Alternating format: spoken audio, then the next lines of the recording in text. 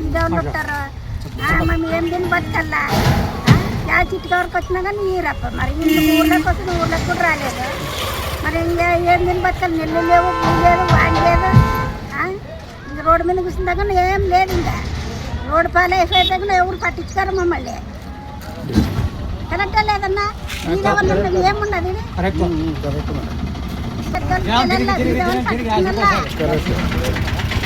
ఎలా నుంచి చేస్తాం? జ్వరాలతో బేదలు పట్ట వాడలేక నెల్లు లేక పువ్వు లేక ఏం చేశారు? ఇది గవర్నమెంట్ మాకు బీదవాళ్ళకి ఏమైనా సాయం చేశారన్నా?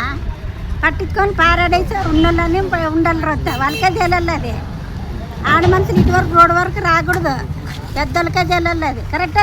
నేను బుకింగ్ చేసి నిన్న నాకు సండే వచ్చేసి నాకు కాల్ చేసి ఖచ్చితంగా ఈరోజు రండి 5:30కి రండి, ఈరోజు 5:30కి రండి, ఈరోజు ఖచ్చితంగా ఈరోజు ఇస్తాము గోడందర కానీ నాకు కాల్ చేశాను సార్. నేను వచ్చిన సార్ నాది ములుగుందం నది, నాకు ఇది ఇక్కడ వచ్చేసి 22 కిలోమీటర్లు సార్ నాది. వారం నాతో బుకింగ్ నెంబర్ ఇస్తుంది సార్, డెలివరీ నెంబర్ తీసుకున్నారు. అలా సిలిండర్ స్టాక్ లేవని రేపు మా బుధవారం కానీ సోమవారం కానీ మంగళవారం రమ్మని చెప్పినారు. ఈరోజు వచ్చినాం సార్. నిన్న ఆఫీస్ని పోయింటే ఉదయాన్న గూడెం దగ్గర వెళ్ళండి అక్కడ ఇచ్చేస్తారు అని చెప్పినారు సార్. ఇక్కడికి వస్తే లోడింగ్ వచ్చింది, వాళ్ళు ఇవ్వట్లేదు. సార్ నెంబర్ స్విచ్ ఆఫ్ అయింది, వాళ్ళు అడుక్కోపోండి, ఆఫీస్ దగ్గర పోండి అంటున్నారు సార్.